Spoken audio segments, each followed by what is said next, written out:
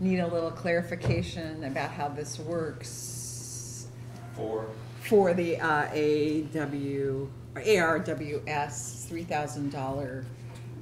We're going to be tapping into the available fund balance. Okay, so that money that surplus did not roll over? Yes, it's going to roll into Okay. the end of the year available fund balance for the general fund. Okay. So you take it out of the beginning balance for this year. Okay. That's in the ending balance for last year. Okay, that makes perfect sense. So it's just a budget of $3,000 to appropriate that out of the beginning fund balance and put it in the budget, budget line item for Okay, animal control services. thank you. Okay? We're gonna change donation to Contracted fee. contracted fee, okay. Contracted fee. Well, Elizabeth, is that good with you to change that contract, which it is, change the Yes, wording on that? yes. It should be, that would be more proper, because that's what it is. Do we have to all vote on that, or is that just the committee votes on I that? think or- it's just For us. now, Committee. the committee. It's just us. Okay, So I'll make a motion. well, second. Roll call? Sorry, I'm not exactly. Counselor Moore? Yes. Counselor Gibbs? Yes. Mayor Reed? Yes. Okay, is there any old business? Okay, infrastructure group? Gave it to Elizabeth. We haven't, that wasn't adjourning, that was just to do the amendment. I have to move all Now you have to adjourn. Oh, okay. Need a motion. And did you move all this forward? Sorry, I didn't catch that. Make a motion to. move 3, 1 these, through 6. 1 through 6 onto the agenda. Maybe a second. Yes. Sorry. Roll call? Counselor Moore? Yes. Counselor Gibbs? Yes. Mayor Reed? Yes. Is there any old business? Not, is there any new business? I have a question about some facilities. So is that under new business, or should I? Sure. Or is that during work session? Can I ask those questions now? That's the question now. Sure. Yeah, okay. Where's the sergeant of arms when we need it? Right. So I have a question about composting, and if that is something that can happen as part of our garbage service in the city. That would be a question for, are we talking about household composting? Yeah. Household composting, And then I don't know enough about composting, but I'm wondering if there's any way for that to be tied into the garbage removal service. And you know what I'm saying? I understand the process, because I've attempted it at home. As far as tying it into a city service, I would say no. No? Okay. We have a big, you will see it when you come take a ride with us, we have a big composting pile of leaves currently, and other, yard waste that we take care of at our dump site facility, but to take household garbage, food scraps, what have you, would just be too monumental a task. We're not staffed for that. Plus, wouldn't that require the resident It to would be keep them in a forbidden. bucket or whatever for a week before they get That would put be a out? question for our environmental manager who's not here. Okay, all right. I know that there are food composting collections in other municipalities. I'm not exactly sure what the process entails. Durham, North Carolina, I just recently visited, and I'm not sure what technology they employ, but I think it takes pretty sophisticated technology to do what they do, which is to include not only organic garbage that they collect from households, but compostable service items, like, plates and that kind of stuff. So, as a long-term goal, as Mike says, it would involve more staffing in order to handle that. Is that what you're saying? It would really involve, someone about, Public Works really is not probably the people to ask. It would be, I think John Right. probably would Okay. Give you a stepping off point, seeing he did run the compost plant. I understand the processes up there, but that's household composting and that type of composting are two completely different things. Okay, I can ask him next week when he's here. Yeah, and you know, on the side, I think he could probably give you some better insight than I could on that level. I'm just wondering, you know, in long term, my idea is to reduce what we send to the landfill in terms of garbage, you know, or, and if there's a way to, well, I know there's a way. Can we make a way for things like composting and like some of the things you've already proposed about reducing plastics and, I mean, we really need to be more forward-thinking, I think, as a You know, city. when you talk about reducing the goes to landfill, it starts at home. Yeah, Okay, it starts with the individual. You know, we put up recycle bins, there was a big article in the paper about what we recycle, what we don't recycle, what the landfill will take. We don't know what people put in bags. Okay, people are lazy by nature, okay? It's much easier to throw a bottle or a can or plastic into a garbage bag, throw it out rather than store it in a recycle bin. If you're willing to pay, it's still gonna make it to the landfill. So it really, the message in my mind should be to educate people, and try to get them to do it, you know, on that level, for us to try to sort or do something like that.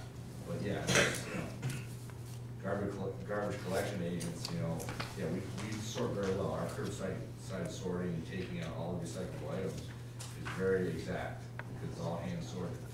But at the end of the day, nothing prevents us from throwing the recyclable item into a garbage bag.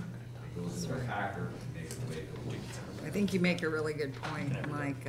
The idea of educating the public is really the first step to take. And, you know, if you have interest, you know, think about how maybe we could work on that together along with the Sustainability Committee, because I think there's a real keen interest on that committee's part about how to address problems like you just expressed. yeah, and just reduce how much goes to the landfill in general.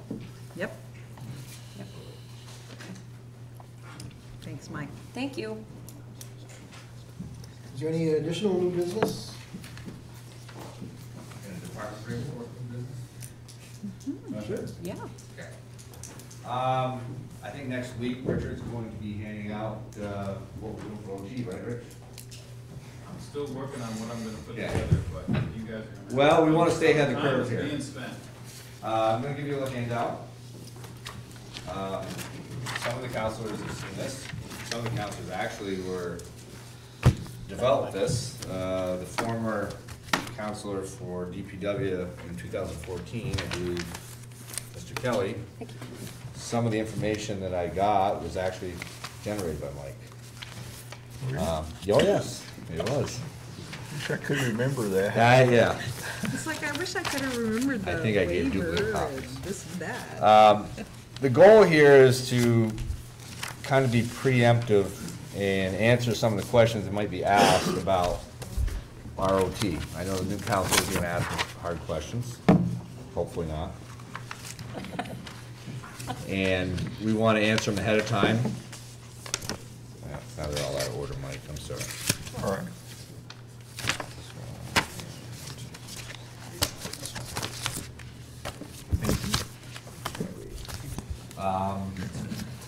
Pretty simple. Cover sheet gives you an idea of our budget, where it's funded, water, sewer, general fund. Timekeeping, that's probably one of the biggest things for us when we talk about operating efficiently and being able to track where we're losing money. You know, we're not gonna make money, we're not a profit organization, obviously, I shouldn't say that, garbage, we can make some money. But overtime, which is the third item, what generates it? Emergency events, snow and ice, that's been pretty big this last couple weeks.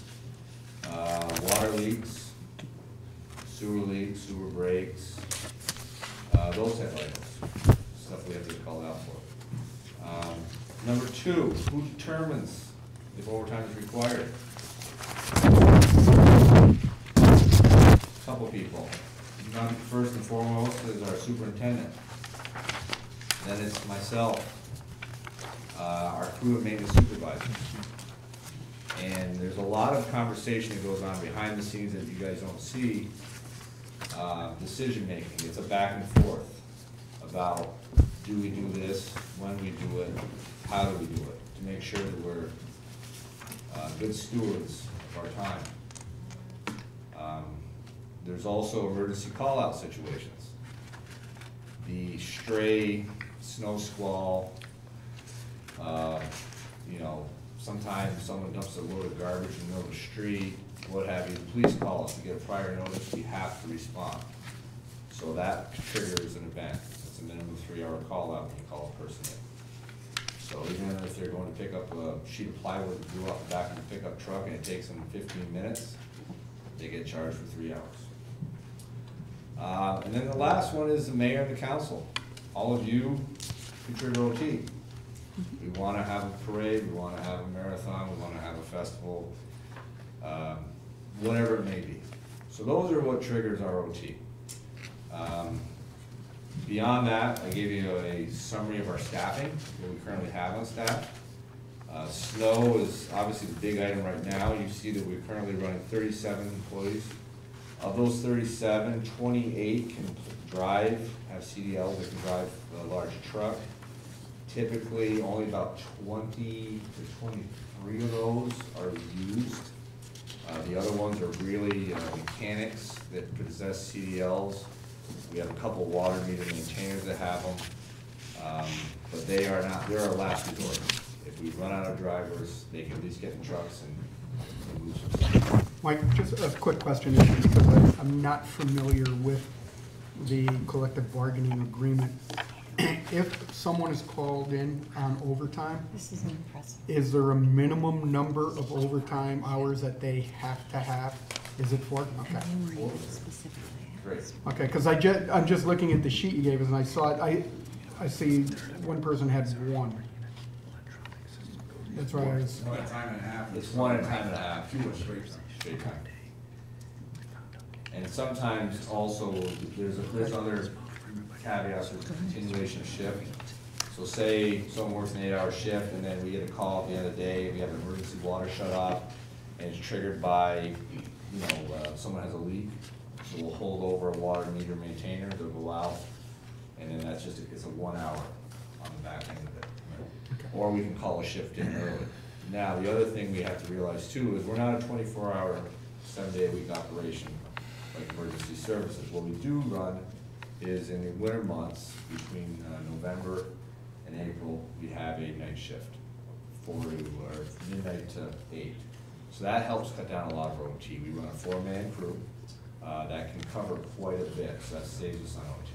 do they get any sort of shift differential? Yes, or? there is, but it's not very large. Okay.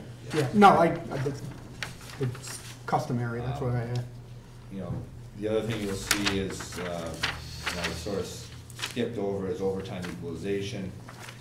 In the other attachments we give you here, the first one is a worksheet that's generated internally in our office, which is a tabulation sheet of the overtime.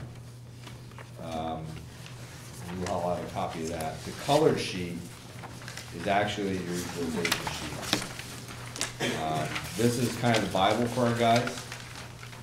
When call out is made, they'll go down the line and you'll see hours charged, hours worked. Hours charged means someone got called, they refused the call, so it goes to the next person. But it's this is zeroed out quarterly, so everyone gets a chance and just they rotate through.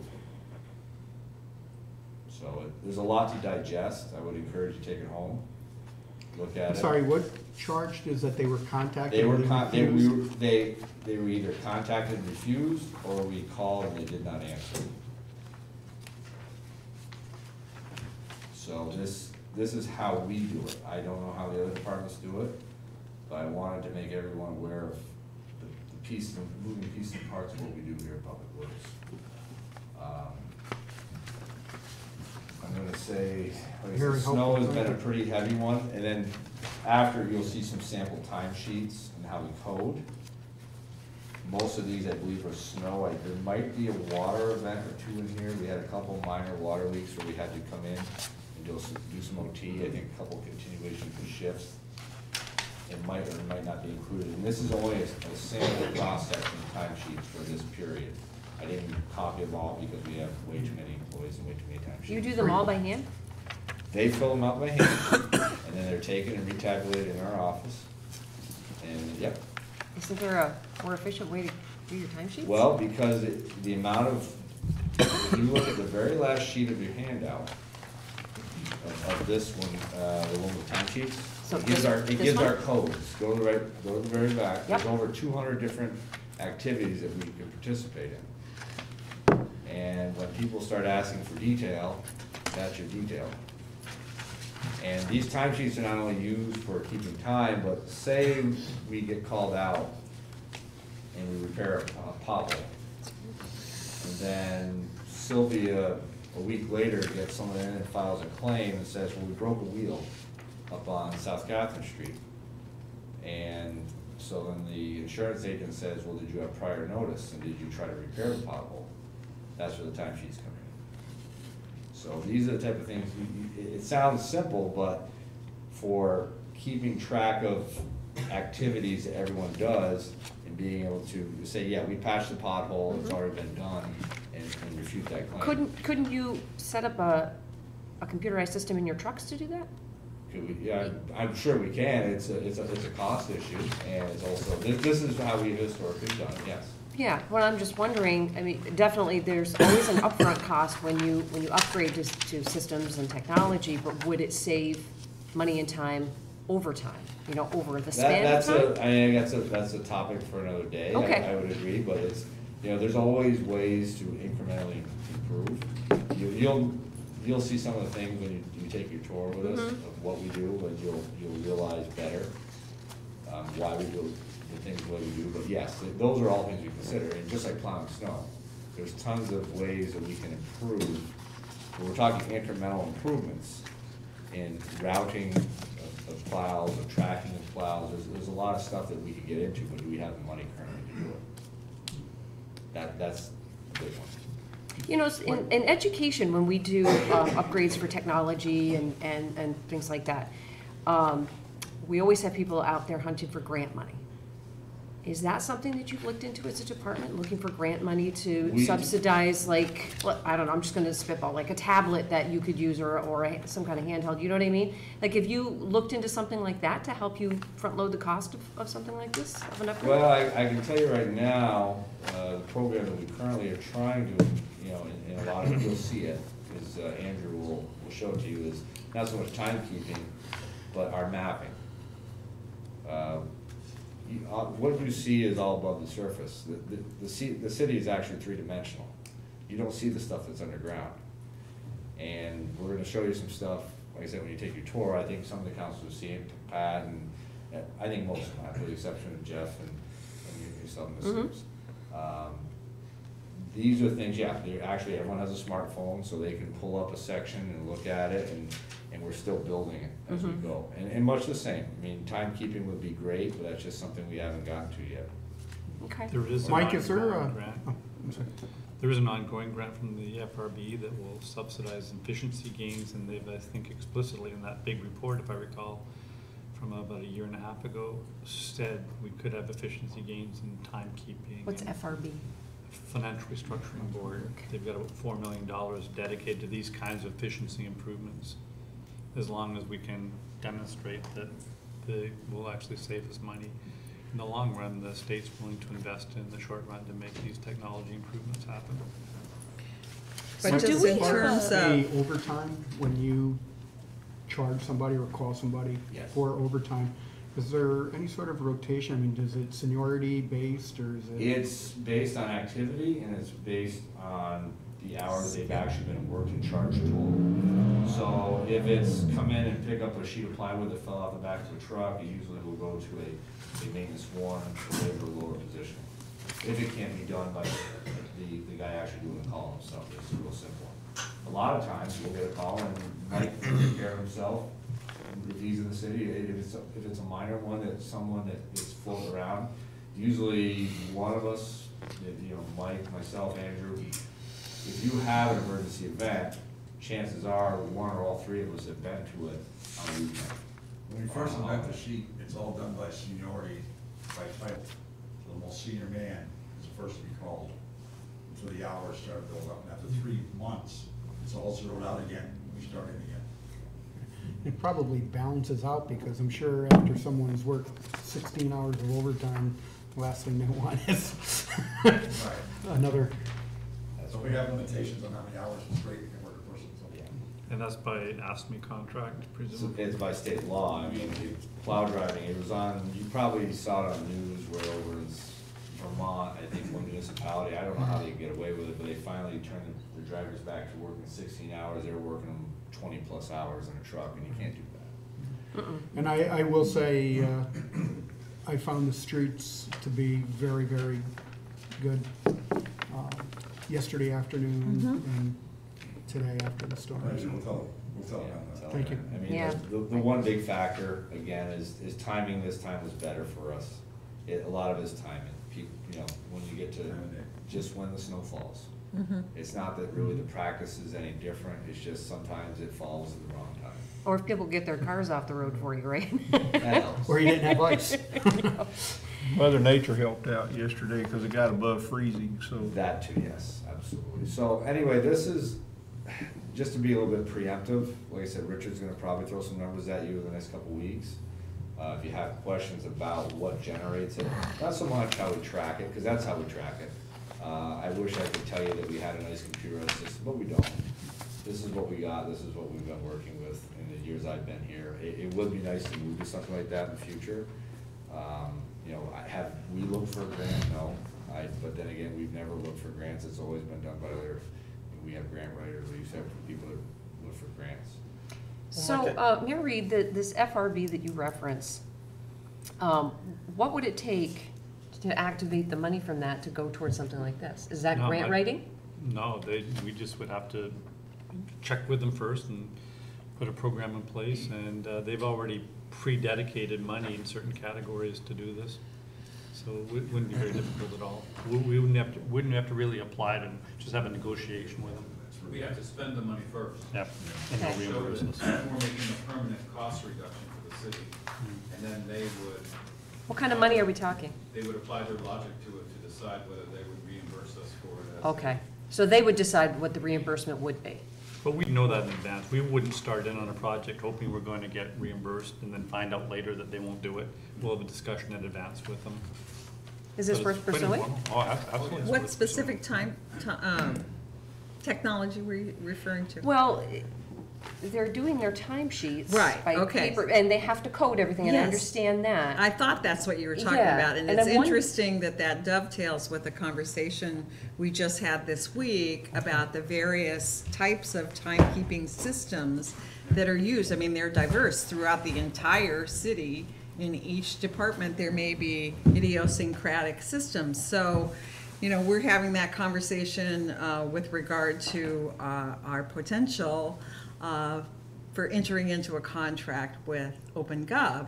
But what came to the surface as a result of that conversation was, you know, okay, it would be great, we'll have this umbrella software, it will help digest and analyze all kinds of data, it will streamline things, it will enable us to have certain kinds of efficiencies, but we also need to take a look at how we input, and if there are all these disparate systems, that kind of holds up the process before it gets to a software like OpenGov. So it's interesting that we're all kind of thinking in those same terms Well, and they're- as it their yields department- efficiencies. Well, their department's clearly very unique in the way that, you know, Mike Well, very clearly and one thing, explained, so. I hope you don't think that our guys are just, you know, sitting around filling out timesheets all day, because when Oh, they. no, I'm not it's- suggesting that at all. It's contractually, they're allowed, I think it's 15 minutes at end shift cleanup. So most of the time, when they come in off of shift,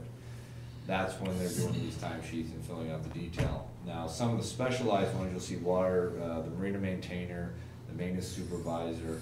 To be honest with you, the guy that I asked to keep diaries, I asked certain key people in certain positions to actually keep a diary, because we want record of just that, you know, the marina, for instance, what was the weather that day, water level, all these type of things, so we know if we have an issue where someone gets a boat damaged, or something, or potholes on the street, what streets were you working on, maintenance supervisor, weather, all those things need to be documented. Now, obviously electronically would be great, I would love that, but as far as the guys, the time they do it, there is a time, they're contractually, they get so much cleanup time at the end of the shift, and that's when they're doing these sheets. Now, Mike, Mike, I imagine that your overtime is, I know that I'm looking at the overtime, and you're budgeted for year-to-date 22,000, and right now you're at 43,000, but I wasn't really worried about that, because imagine you have more overtime in the winter. Is that true? That is correct. I imagine you're catching up to what the budget is in the summer. We're running pretty heavy right now.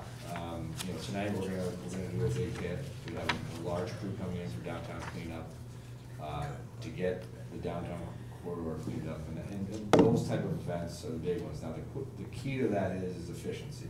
Getting out there, getting it done quickly, getting out of people's way. So it looks like, if you're out at night, after midnight, you'll see and say, boy, there's a lot of stuff going on down here, we're burning a lot of time. I'd rather do it one night fast than 4 nights slow. It's not the way to do it. Mm-hmm.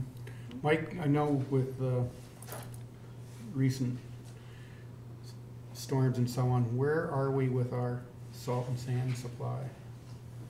Well, did you bring the time lapse photos? I have photos. Yes. I would, because we have scaled bins, the bins were over full, I would say we're probably used 60% of what we had on hand, which I believe was 2,400 ton. Based on a visual, and Mike has some good time-lapse photos that are dated, will show you how quick we use it. That ice storm really was a tough one. We had that's when we used a pile of salt. And the salt had to work with us for December also, not just the Yeah. first 3 months of the year. Yeah. So we might be coming for some more funding. Well, I think this is a commendable effort, I really Yeah, like I appreciate said, that it's time. it's a pre-review, so it gives you guys a chance to look at it. If you have some questions, when Rich asked about OT, you can look at those sheets on how we generate it. That's not, like I said, the timesheets I attached were only just I just grabbed the top ones, just so you can see how. They're good examples. Is this the kind of thing we want to try to Thank ask you of very other much. departments? And like, this was an extra, it was tied up with mine, I'm sorry. Yeah. Oh. There you go. I appreciate that, everyone, thank you. Is there a code for that? City Hall workers, yeah. That'll teach you to ask about efficiency. Thank you, Mike. Thank you. It's 5:15. Is there any further new business? I'll entertain a motion to adjourn. I'll make that motion. Roll call? Council Moore? Yes. Council Gibbs? Yes. Mayor Reed? Yes. Okay. Meeting adjourned. As we move into work session, could I indulge you for a very short executive session to discuss a tax matter in regard to the city versus Mr. Reset? So moved. Moved by Councilor McFarland, second by Councilor Renzel. All in favor? Aye. Opposed? Passed.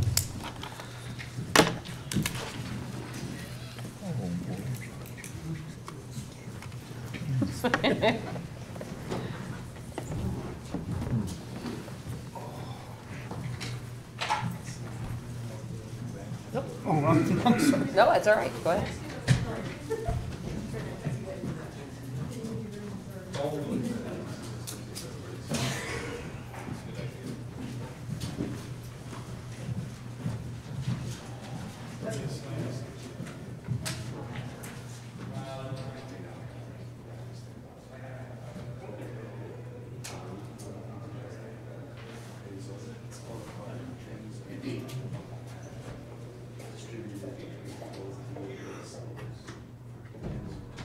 I met up with Jenny over at Casey's house on Monday.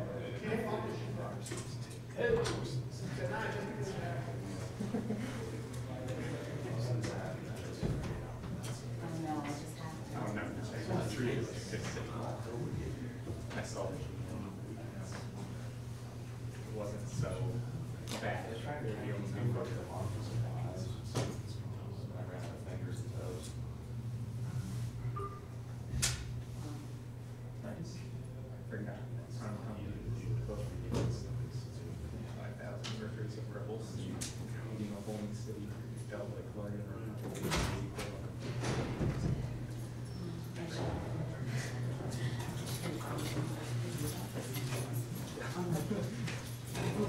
No, clearly, they're being equated. So.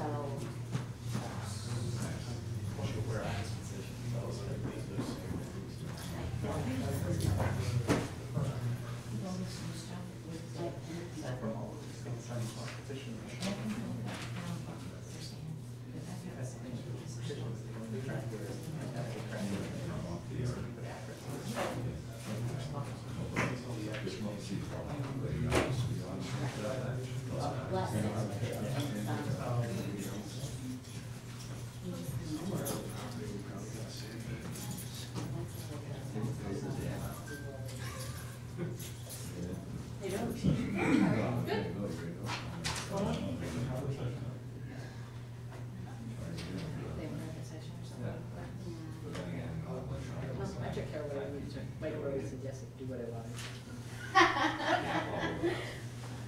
I'm almost afraid to ask. No, not here.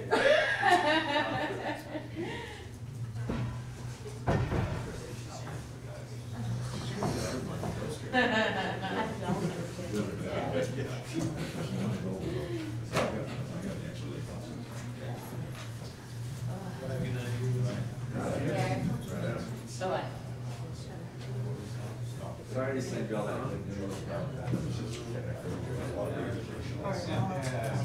Just gonna check with them first. It's like, this is 2 years. It's good.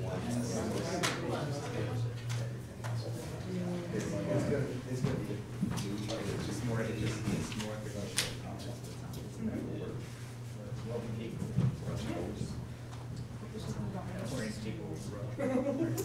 Oh. I'll take it freebies. Yeah. All right. Hey, that. No, I just told the mayor, there's no way. I could give you a good question that was, sorry, because we had all that, then the wedding. But anyhow, I just haven't told the mayor, he said, oh, it's fine, I'll send it out, I'll send it out tomorrow. Okay, cool, thank you. So. Yeah, no, he had, black, and all this stuff, and he was meeting the minutes, and then he started meeting on the meeting, and That'd be awesome. it's like, oh, and then ready to you don't care, but just tell me why. Is it shirking memory? I'm struggling with it. Well, I don't know, now I just wanted to make it over at Sylvia's office. It takes too long. Then it costs me more money than if I wait for hours. But I can assure myself, I was at SUNY today. I was able to meet some of their faculty and the interim coordinator for business school, and I'm gearing up to get in charge of the chapter. It's a misstep. But I'm gonna do that and hopefully on a full-time job for them. Spring next year. Yeah, that'd be good, whatever, yeah. Great. When you get into compliance and CFO type, it's a lot of work. And we're getting ready to have grants, so I need help. I know.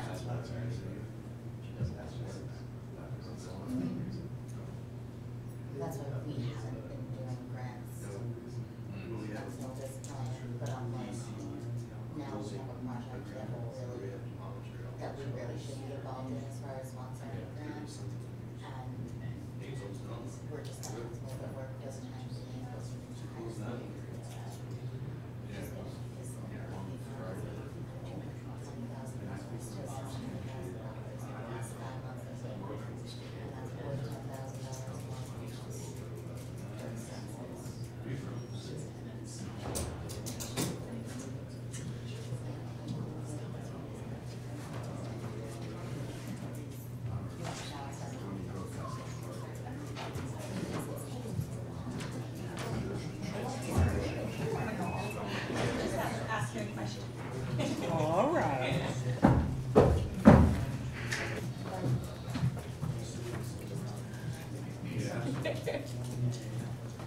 Thank you, appreciate that.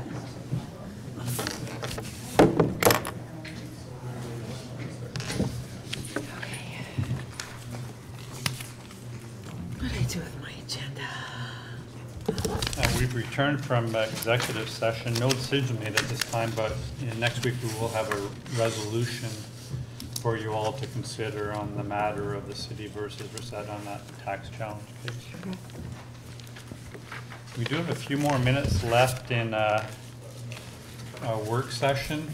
If there's any items on the agenda you'd like to have further discussion, we can do this time. I'd also entertain a little bit of a discussion to reaffirm the position of the council on parking issues. As you know, the Parking Advisory Committee is meeting, and certainly would appreciate any guidance that the council would like to offer on that.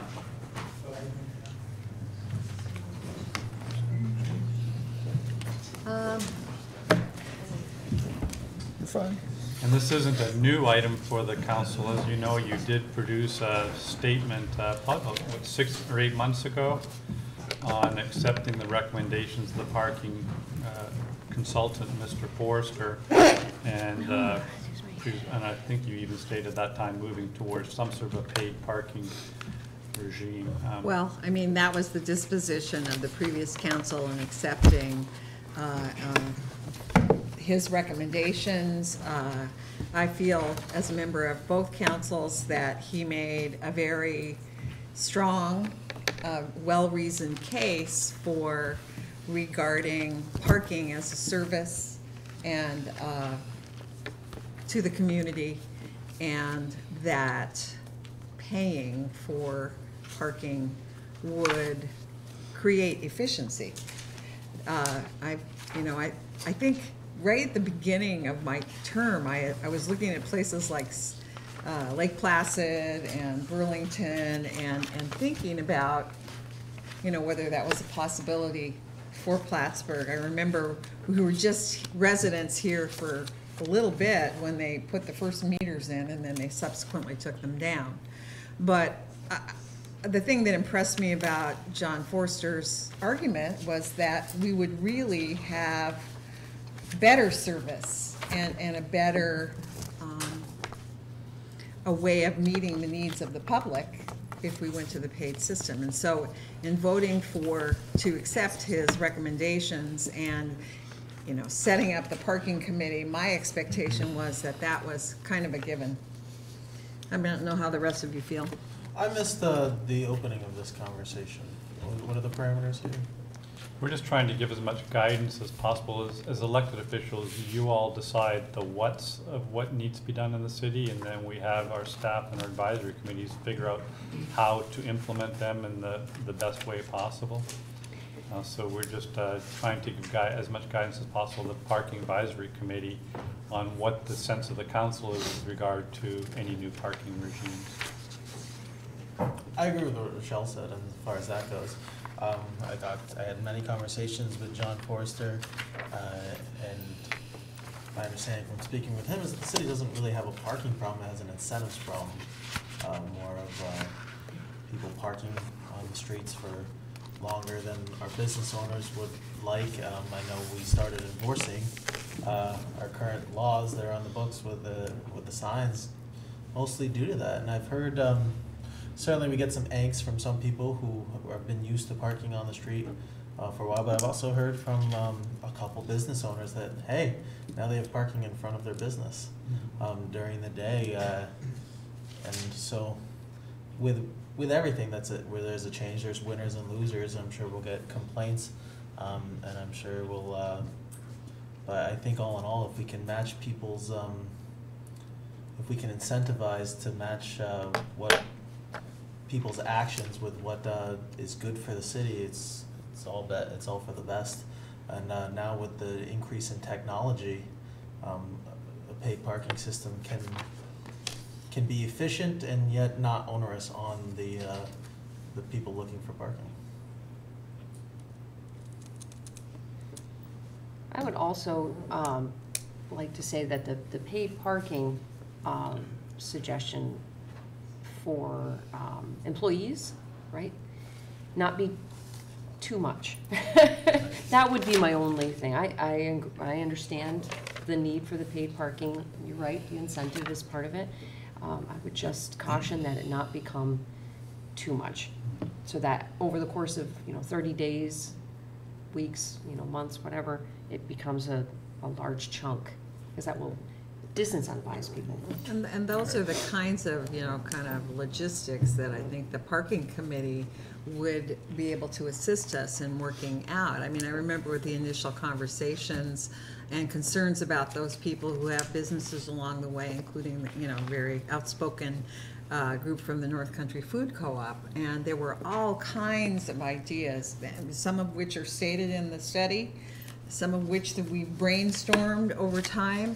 The idea is to come up with a system that works and as you said, isn't onerous and a pain, that isn't a deterrent to parking, but one that manages parking in a way that creates a good flow downtown and makes it easier to come downtown.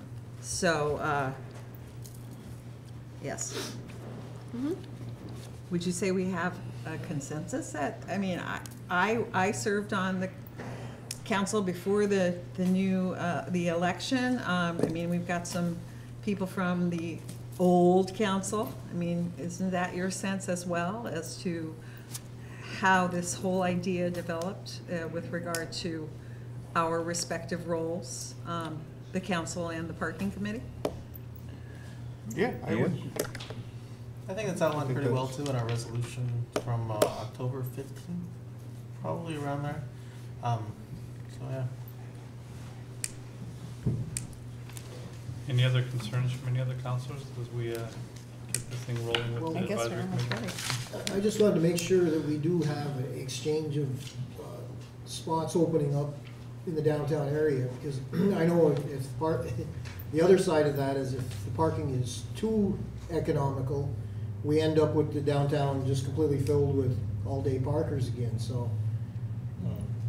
It's something we have to weigh out carefully, like. There needs to be a Councilor balance. Armstrong said. Yeah, with every exception you make to paid parking, that's that much lost revenue for the city as well. There's really no such thing as free parking. Somebody's got to pay for it. That's true. And we find that to be the case in our own Turkey Street parking lot. That, through our courtesy and generosity, lots and lots of people park there for long periods of time, and I think that needs to change. I'm very much in favor of paid parking. It's a service that we provide that,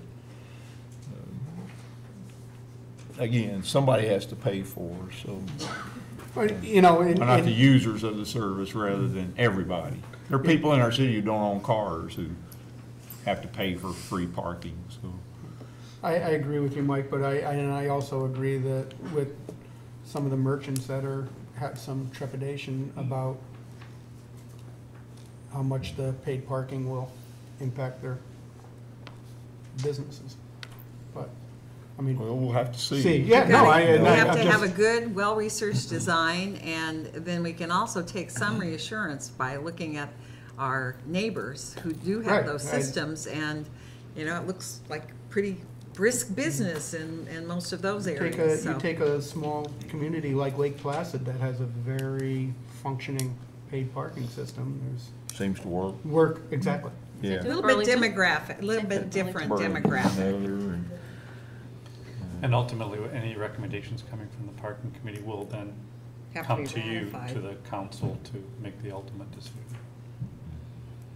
So I think we've heard from everybody on this issue. Would you be willing to start the meeting for the common council for tonight with the Pledge of Allegiance, please? Pledge allegiance To the flag of the United States of America and to the republic for which it stands, one nation, under God, indivisible, with liberty and justice for all. Roll call, please. Mayor Reed? Present. Counselor Armstrong? Here. Counselor Kelly? Here. Counselor Gibbs? Yes. Counselor Ensel? Here. Counselor McFarland? Yes. Counselor Moore? Here, I'd like to just begin with a comment. Certainly has been a very busy couple of weeks, especially with our snow removal crew and DPW and the police and the code enforcement office that have all been trying diligently to apply the code as it's written. And I'm also very thankful to all the citizens who've actually been diligently out there shoveling their snow and chipping away at their ice. I need to clarify a couple of things because unfortunately I think the public's been led astray a little bit by some of the reporting. We need to first of all know that, that our system, the sidewalk policies are an events-driven system. The system offers or asks the homeowners to remove their snow within 24 hours of the official end of a snow event. For instance, I think it was yesterday at noontime that the last snow event ended. People at 24 hours from that point, that now can point to clean up their sidewalks. There's been a lot of misunderstanding about whether a seasonal waiver exists. From our reading of the code, there is no such thing as a seasonal waiver. What there is a waiver of fees and citations for those in certain categories once those fees and citations are levied. And that waiver form is available on our website and is administered through the building inspector's office. So that does exist, but there is no seasonal waiver. It doesn't mean that you all couldn't create one, but one does not exist at this time. And also there was a belief that, or a discussion last week about whether you want to consider ice removal.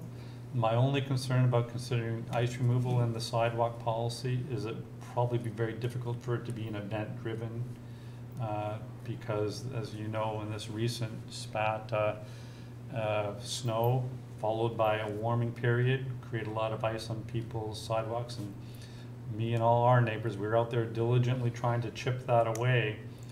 There was also a big run on salt to be purchased to remove that ice, so it was very difficult and a lot of hardship was created. I'm very grateful again for all the citizens who tried to chip away that ice, but it isn't something currently in our code to address that because it's not an event-driven item.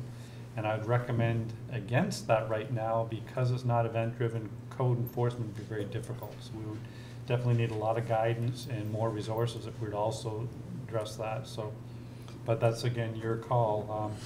Just there was some misunderstanding in the media about that as well. And then finally, one other thing I need to clear up is that there is a belief by some that if there's more than 12 inches of snow on their sidewalk, they're not responsible for removing it. That only applied to when the DPW puts snow on the sidewalks of people that have no median between the road and their walkway. When a median exists, that's the place for not only for our snow removal people to put snow on, but also, as many of you know, our sidewalk, our people maintaining their sidewalks are also putting the snow on that median as well. If that median doesn't exist, and as a consequence the DPW puts more than 12 inches of snow on the sidewalk, they will make a best effort to go out and remove that snow. But there is no such waiver responsibility for having more than 12 inches of snow on your sidewalk, etc. So I just felt the need to clarify some of these because we've been getting an awful lot of calls about, hey, I've got more than 12 inches, therefore I don't have to remove it, or I want the seasonal waiver, etc. That doesn't actually exist in our code, and we do want to clarify that. We've been working as best we can. Poor Beth and the police and DPW have been fielding literally dozens of calls on this issue because of those misunderstandings. So that's all I have for today. But I do thank everybody for doing such a diligent job removing the snow. It's been a rough winter, and I certainly appreciate how difficult it is to remove the ice, and we just are going to cope with that as best we can. Resolved that the minutes of the regular meeting of the Common Council held on February 7th, 2019 are approved and placed on file among the public records of the City Clerk's office. Moved by Councilor Gibbs and second by Councilor Armstrong. Discussion? All in favor? Aye. Opposed? Resolved that the payrolls of the various departments of the City of Plattsburgh for the week ending February 13th, 2019 in the amount of $461,333.42 are authorized and allowed, and the mayor and the city clerk are hereby empowered and directed to sign warrants drawn on the same city chamberlain for the payment thereof. Moved by Councilor Kelly and second by Councilor Armstrong. Discussion? All in favor? Aye. Opposed? Passed. You have in your packets the regular reports. Please ask for any additional reports, beginning with the governance strategy and city operations. Councilor Armstrong. Yeah, I sent you all an email earlier this afternoon that includes the proposal overview by OpenGov that was made to us subsequent to our meeting with Richard and the mayor and Patrick McFarland this last Tuesday. They are making us another offer, which is a slight reduction in cost from their original back in December. It's a nice little packet and describes their, what they offer in terms of services. It does come with a price tag, as I mentioned in my email. I ask you to review that cost in the context of what the potential for efficiencies and savings are. And I included some comments from the mayor. If you haven't gotten a chance to, I mean, this is old news if you've already read the email, but in case you haven't, that's what to expect. And then we will be trying to organize a meeting for March 5th. That's a Tuesday. I've asked for an agenda of what their schedule would be when they came to meet with us, and I've asked Beth to help coordinate once we get the information from them about what they want to do. And I might add, your committee's been working on this issue for quite a number of years. We've seen a few presentations. Any lingering questions you may have, please get together with that committee or attend the meeting and inform yourself. This is something that I see a lot of value in, not only because it's going to help us with our internal reporting, but it's going to help you all ask questions of the budget and receive information at will, but it's also going to allow the public to be able to have access to much of this information on a timely basis as well. So I see a lot of advantages to it. It does come with a price tag. We have to weigh the various benefits with the various costs, but I imagine the decision will be in front of you relatively soon based on all the work that this group has been doing on it. I just want to offer a little tiny anecdote really briefly, but the first example of this kind of software and this kind of strategic planning technology came from Jeff Moore when we served on the Snow Removal Advisory Committee, and he showed me something from New Brighton, Minnesota, I believe it was, and I said, oh my God, look at what this is. And so, you know, ever since then the conversation has been going on, and finally I think we've really got a company that can deliver the kinds of services we want. Thank you. City infrastructure, Councilor Moore. We had our meeting tonight. Hope everyone was able to be here for that. So I don't have anything additional to report at this time. Well, we are doing tours of the facilities next week. Looking forward to that. It's quite a road trip too. It is. You waited I think we've all been on it at one time. You want to Yeah, pack a lunch. I'm looking forward to it. Yeah. Finance and budget, Councilor Kelly. I'd just like to say that our next committee meeting is next Tuesday, and I would like to get together with Mr. Marks and Jeff, my co-chair, and you, Mayor, perhaps on Tuesday before that meeting, so we can plan an agenda and talk about what we'd like to discuss. Clarification is next Thursday, right? No, I'd like for our committee to meet briefly with Mr. Marks on Tuesday, if possible, for a short time, so that we can plan an agenda. And tonight, we had the benefit of the Department of Public Works speaking with us about their overtime requirements and strategies, and I was really grateful for that, and that prompted me to look at their overtime usage for the year. For looks like they're using about 32% of the total overtime that's used, which might seem like a high number, but we must recall that they're very, very busy with snow removal at this time of year, and they explained that quite well, I thought.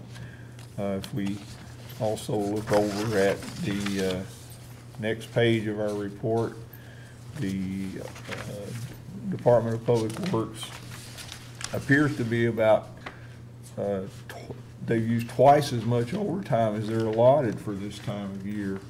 But again, if you hear the explanation for what they're doing with that overtime, then it makes perfect sense, and I'm comfortable that will level out over the course of the year.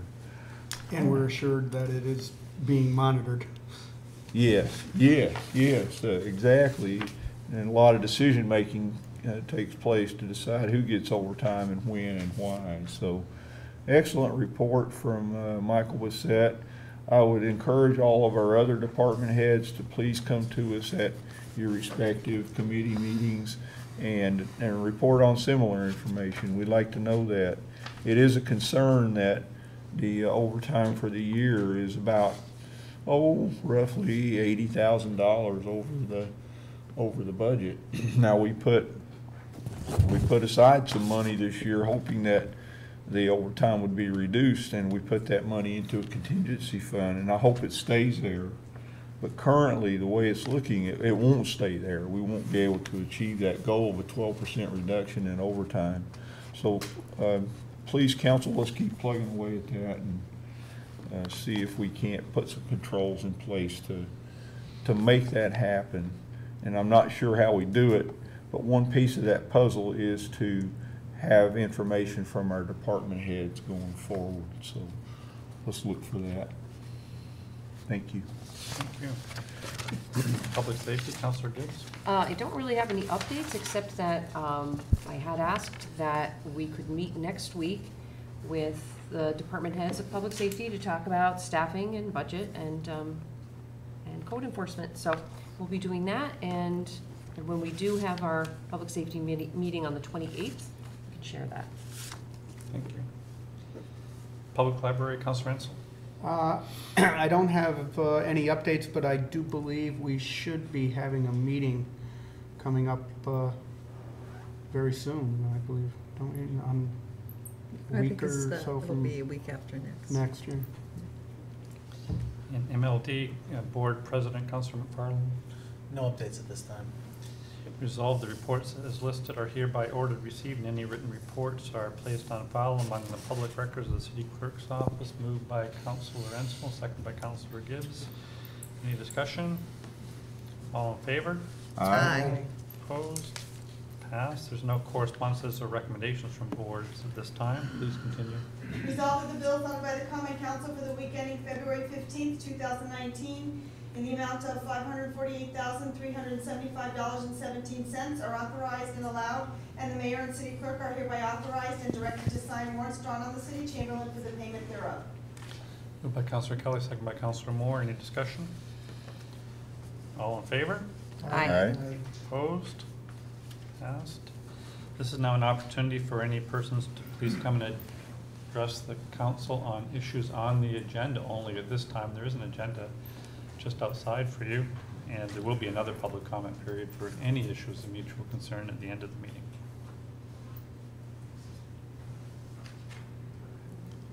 You come to the podium.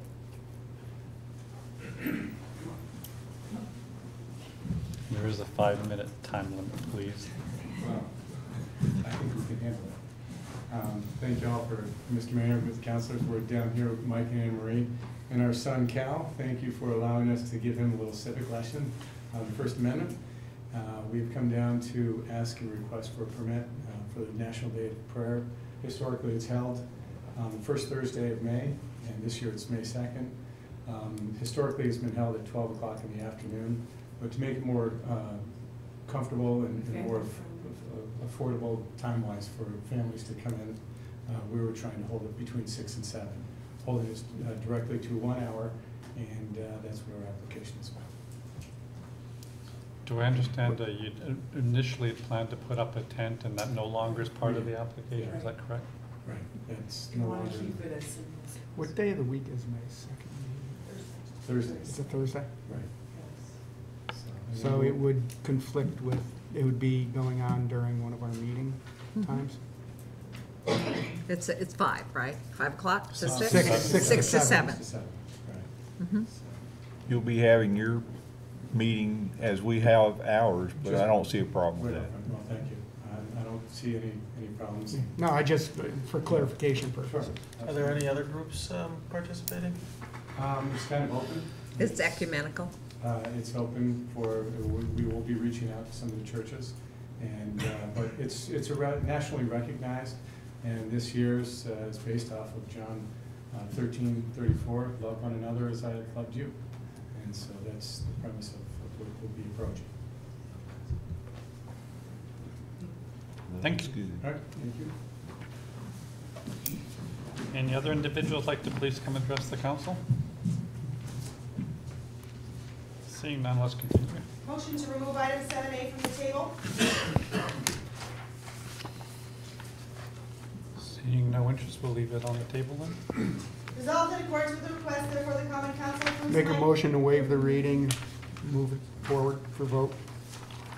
For item B only.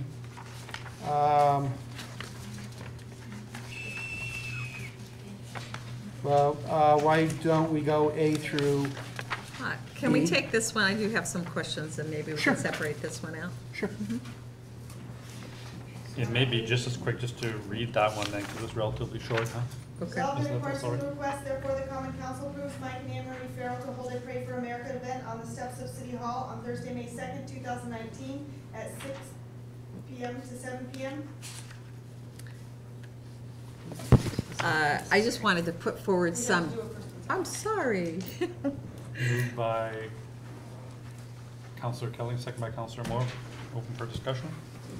Yeah, I guess when I first read this, I had some questions. Certainly don't want to inhibit anybody's freedom of speech or freedom of religion rights. I did have some questions regarding, you know, having it on the City Hall steps and whether that constituted a violation of separation of church and state. So that was something that was part of my thinking, and I did ask for I didn't ask, I got some clarification on that, which Dean provided. Did everybody read his comments regarding that? I didn't get a chance to read it. Okay. Does anybody need any clarification? Well, I guess I had similar questions, and not so much regarding the separation of church and state. I guess my question was more of a precedent setting, that if we allow an activity on the steps of City Hall for future requests and so on. Okay. Would there be any change in if perhaps it was held next door at Trinity Park, or? Over the years, there has been meetings, excuse me, on the front step. Nobody has actually applied for any permit by any means. And just since we were doing it, we just thought that that was something part of the First Amendment to assemble peacefully. Purpose being that we don't know how many there would be coming by a time change, and so that's what premised us to go and apply for a permit, just knowing that it's on a Thursday, that it is going to be here. But we have met, or several churches, I think last year was the most notable number, and it was only 25. So but they did meet between 12 and 1 o'clock on the city steps. Maybe some of you have seen it. Those that were in public service or public works here may have seen us, but you know, again, it wasn't a very large crowd.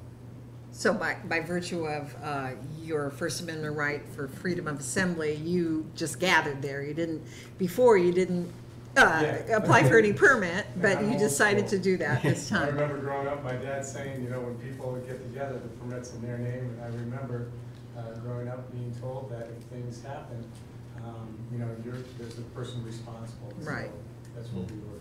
And you were just trying to comply with that, kind of. Okay. I know a permit is necessary if you put up a tent and use power. but if you don't put up a tent and use power, is a permit necessary anyway? Yeah, absent blocking the road or using some other city service, overtime, police service, no. Constitutional right to gather. We're not Right. in the business of trying to promote some kind of a, you know, an event or a circus, it's just here, gone. Okay, thank you. Any further discussion? Roll call? Counselor Armstrong? Yes. Counselor Kelly? Yes. Counselor Gibbs? Yes. Counselor Ensel? Yes. Counselor McFarland? No. Counselor Moore? Yes? Resolved in accordance with the request from Clinton County Office of Emergency I'd like to Services. make a motion to waive the reading and move to resolution for C, D, E, F, and G because we went over all of those items in our regular meeting. And item F was amended before it was put to, Right. Yes. But do we have to, as part of F, do we have to decide on committee members or? Not, Do we- once the resolution's approved, Okay, then you would okay. the process. F and G got changed during the committee meeting, so you don't have Yes, to wait it for did. them. so it's moved by Councilor Gibson, second by Councilor Ensel. Discussion on moving them all forward. Waiving the reading, or probably discussion, all in favor? Aye. Opposed?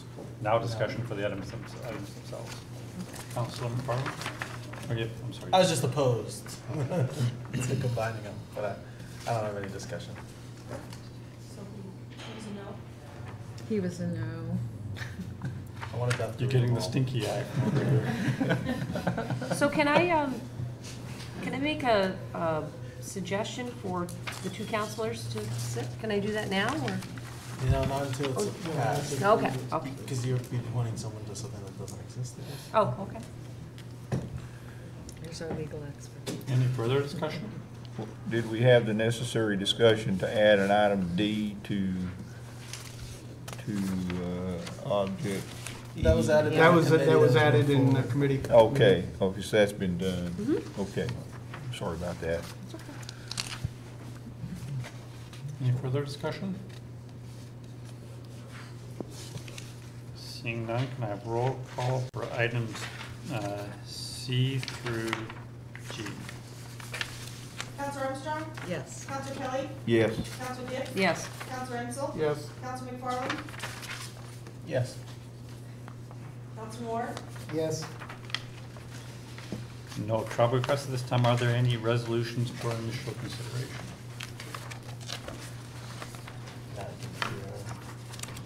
Seeing none, any new business or councilor reports? Councilor Armstrong? Yes, I want to thank Chief, Ritter, sorry, brain freeze there, for collaborating with me about the proposed law to make a change to local law 241-5, possession of use of tobacco and e-cigarettes and vaping. And we discussed a little bit about some of the details of, you know, what would be involved in enforcement. I was really reassured to hear that Chief Ritter felt that it was perfectly consistent with the previous law to include these new forms of tobacco dispensing, I guess you'd say. And I just wanted to take a moment to talk about the health risks. It'll just take a minute. This is from the Office of the U.S. Surgeon General. Even breathing e-cigarette aerosol that someone else has exhaled poses potential health risks, the Surgeon General's website states. The aerosol from e-cigarettes is not harmless. It can contain harmful and potentially harmful chemicals, including nicotine ultrafine particles that can be inhaled deep into the lungs, favoring such diacetyl, flavoring such as diacetyl, a chemical linked to a serious lung disease, volatile organic compounds such as benzene, which is found in car exhaust, and heavy metals such as nickel, tin, and lead. When in kind of presenting this, also the mayor showed me some research that shows an alarming uptick in consumption of these kinds of products among our youth. I think it was, what, 30% of an increase. And I just to kind of flesh out the whole picture, there's even been instances of vaping reported over in our Oval Gym. So it is a pervasive kind of problem, and if you have questions regarding this law, you know, we are going to have a hearing on the 28th, as you know. In the meantime, Levi's agreed to meet with me and Tobacco Free New York, Clinton County. And I just hope that you can kind of siphon any questions you might have or concerns, reservations, ideas to me. I think the simple summary is that you're asking to include this nicotine delivery system in our codes in the same manner as other nicotine delivery systems are addressed. That's right. Councilor Russell? Yeah, I just have a couple of things. Do we have any news on the LOI at all with Prime, or where? We sent them the draft on Tuesday or Wednesday, so they're reviewing it internally. They'll send us back their comments, and we should expect to have something for the council review by next Thursday. Okay, great, thank you. Also, anything else on the IT RFP at all? I know we've talked about putting together an RFP for IT services. Councilor Kelly? We've had a lot of discussion about it, but I think we're going to ask our corporate counsel to help us draft an RFP in the very near future. That's where we last left it. So. Yeah, thank you. Slow, but we're making progress. In the other, and I don't know if this is the time or not, in regard to item 7F,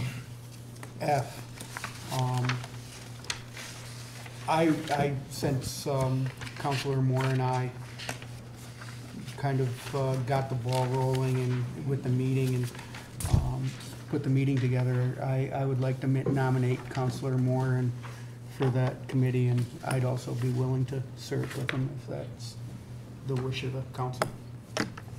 Now that the resolutions have passed, they can make their appointments now? You can make the nomination. If you want to make a formal resolution doing the appointment, you'd have to put it on, I guess, for initial consideration and rule for it, or you could just do it next week, which Okay, would might make it easier. And would you be able to reach out to SUNY Plattsburgh and find out who they would like to nominate? Sure. Consistent with the resolution too? And the city governance committee would then be charged with coming up with 7 other city residents? Okay. Presumably with the help of your Well, colleague, we're perhaps. amenable to suggestions, of course. So, Well, I thought we could do that just like we did the snow removal, we had to send out applications. Applications Right. and people who are interested, so we don't have to seek out people that might be interested. We'll have applications from people. That was a good are- system. I would also, if possible, maybe call on our friends in the media to maybe let it be known that we will be seeking out citizens who would be willing to serve on that committee. We could put out Possibly- a press release early next week or tomorrow as well. Sure. I have something very brief. I'd like to recognize the Strand Center for the fantastic things that they're doing. I just went to see their performance of The Crucible, which is a play I have taught for a very long time.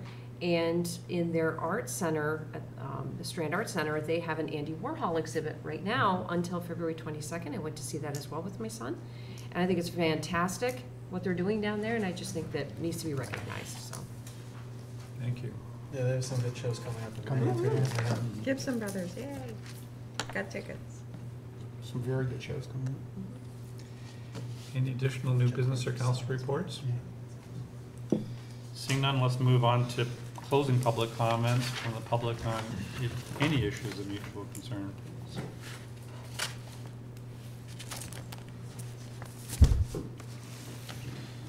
I'm sure we're all anxious to go and spend time with our Valentine, so do I have a motion to adjourn?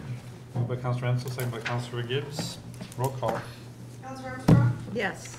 Counselor Kelly? Yes. Counselor Gibbs? Yes. Counselor Ansel? Yes. Counselor McFarland? No. Counselor Moore? Yes. Where you going? Are you kidding I guess he me? doesn't want to spend time with his Valentine. Thank you all for coming tonight. Valentine, wait. I hope so. Sign some bills. I feel bad. You coming down? Mike, I'm gonna defer that, because I don't wanna call my boy. Yeah, you told me about it last night. If the 12-inch rule only applies if the city dumps snow onto a sidewalk. I'm gonna take off. It doesn't have a median pile Thank you. like running the plows Have down fun. on the No, it's sidewalk. fine. Whatever you Have you seen my Applications little up to us red-headed to remove boy? Yeah, it's my hot date.